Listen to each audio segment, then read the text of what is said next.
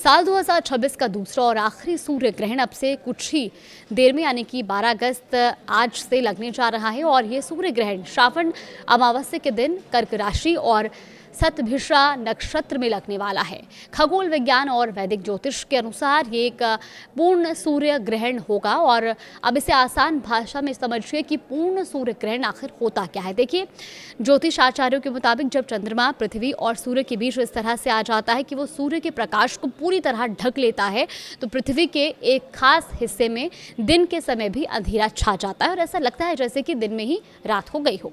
इसी स्थिति को पूर्ण सूर्य ग्रहण कहा जाता है। लेकिन इस सूर्य ग्रहण को लेकर भारत में लोगों के मन में सबसे बड़ा सवाल यह है कि जब ग्रहण यहाँ दिखाई ही नहीं देगा तो इसका असर क्या होगा और तो इसका सूतक काल भी क्या माना जाएगा। तो देखिए, मंदिरों के कपाट बंद होंगे या पूजा पाठ पर कोई रोक होगी, ये भी एक सवाल उठा हुआ है। चलिए जानते हैं कि सूर्य ग्रहण से जुड़ी पूरी जानकारी क्या है। सबसे पहले तो बात करते हैं कि सूर्य ग्रहण के समय में क्या देखने को मिलेगा, क्या बदलाव इसमें हुआ है। और भारतीय समय के अनुसार सूर्य ग्रहण 12 अगस्त की रात 9:04 से शुरू होगा और इसका समापन 13 अगस्त की अर्धरात्रि में 1:27 पर होगा।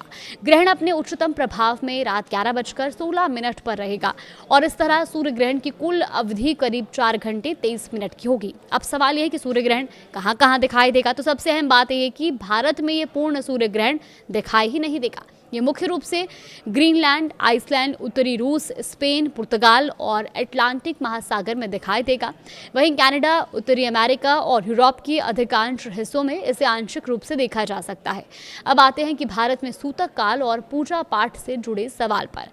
शास्त्रों के अनुसार सूर्य ग्रहण का सूतक काल ग्रहण शुरू होने से 12 घंटे पहले माना जाता है, लेकिन ये नियम उन्हीं स्थानों पर लागू होता है जहां ग्रहण प्रत्यक्ष रूप से दिखाई देता है। अब क्योंकि 12 अगस्त की ये सूर्य ग्रहण का जो समय है वो भारत में नहीं दिखाई देगा, इसीलिए भारत में सूतक काल भी मान्य नहीं हो रहा है। इसका मतलब है कि मंदिरों के कपाट भी बंद नहीं है और पूजा पाठ, जप और नियमित धार्मिक कार्यों पर भी कोई पाबंदी नहीं है।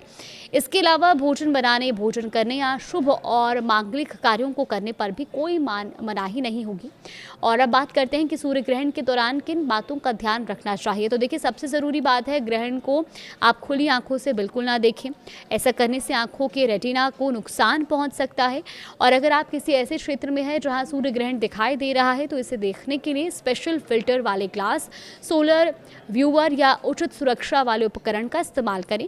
वहीं पारंपरिक मान्यताओं के अनुसार ग्रहण के दौरान भगवान के नाम का स्मरण, मंत्र जाप या ध्यान करना भी शुभ होता है। ऐसे में ग्रहण समाप्त होने के बाद स्नान करके स्वच्छ वस्त्र पहने और घर में गंगाजल का छिड़काव करने की भी परंपरा है। इसके अलावा अपनी सामर्थ्य के अनुसार आप दान दे सकते हैं। अन्न, वस्त्र या तिल का दान करना इसकी परंपरा मानी जाती है।